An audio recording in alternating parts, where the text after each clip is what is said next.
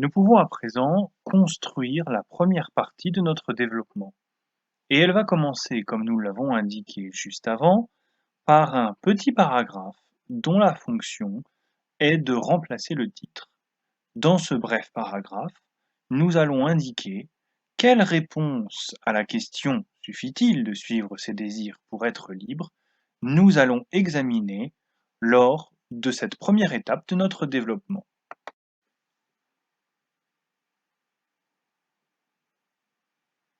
La première étape de notre réflexion sera consacrée à l'idée d'après laquelle il suffit pour être libre de suivre nos désirs.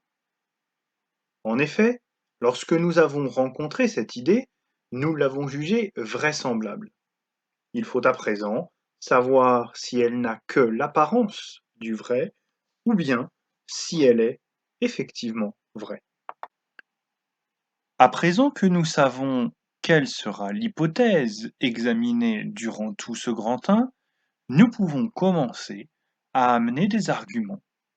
Ce qui va devenir l'équivalent du grand A peut commencer par un travail sur la définition d'un concept clé, et c'est de cette définition que proviendra le premier argument, comme on le voit ici.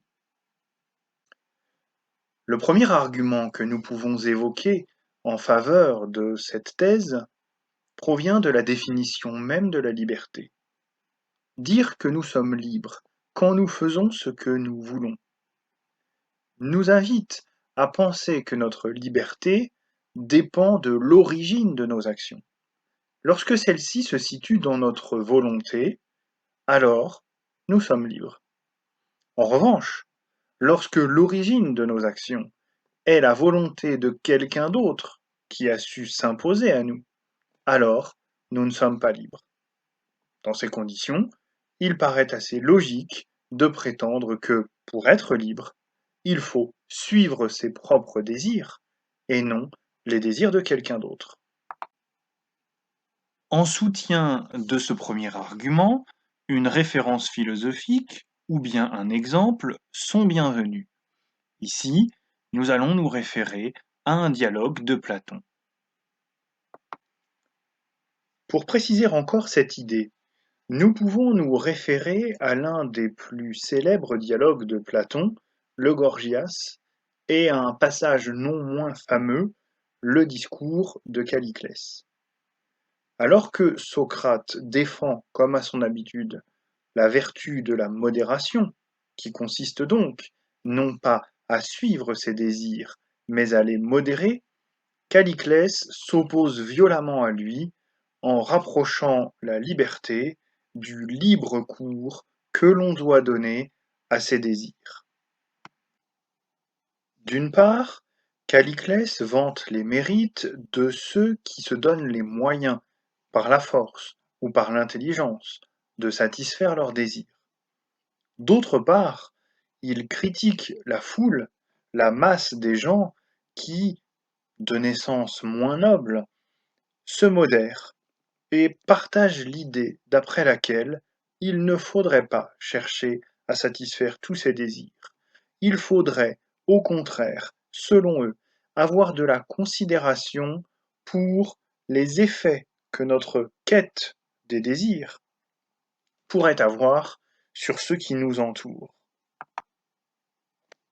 Apparaît donc l'opposition entre un idéal aristocratique, celui des meilleurs, qui doivent laisser libre cours à leurs désirs, et un idéal démocratique, celui des modérés, qui ne satisferont leurs désirs que s'il n'est pas une entrave pour les autres.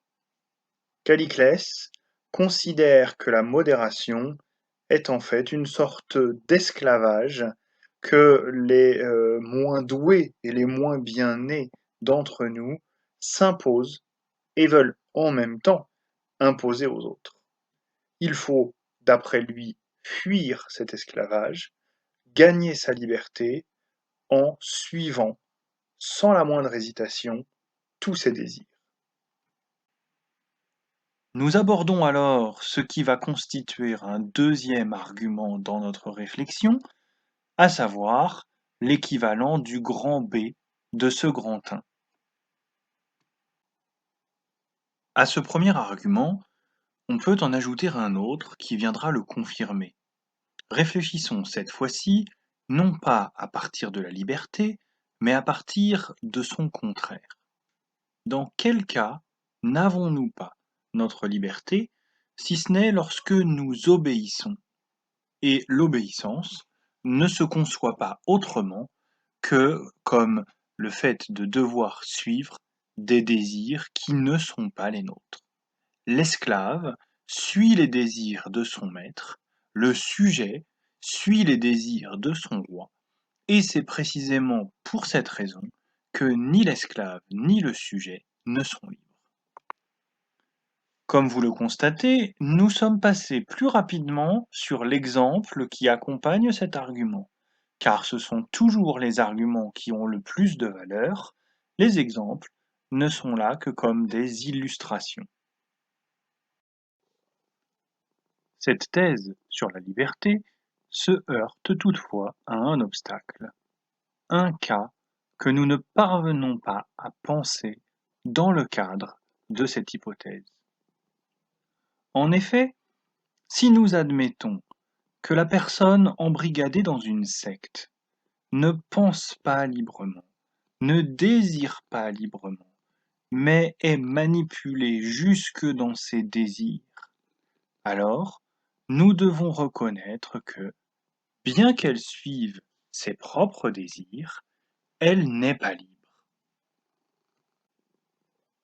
Ce contre-exemple, parce que nous ne pouvons pas le récuser, nous impose de réajuster notre théorie et de produire une nouvelle conception de la liberté qui tienne compte de cet obstacle. La liberté ne peut pas simplement consister en le fait de suivre ses désirs. Enfin, dans ce qui sera l'équivalent d'un grand C pour notre grand 1, nous allons nous débarrasser de cette hypothèse et adresser une objection à ceux qui la soutiennent. Cette objection peut prendre la forme d'un contre-exemple, car les contre-exemples sont beaucoup plus puissants du point de vue logique que les exemples. Tandis qu'un exemple ne prouve rien, un contre-exemple suffit à abattre une thèse.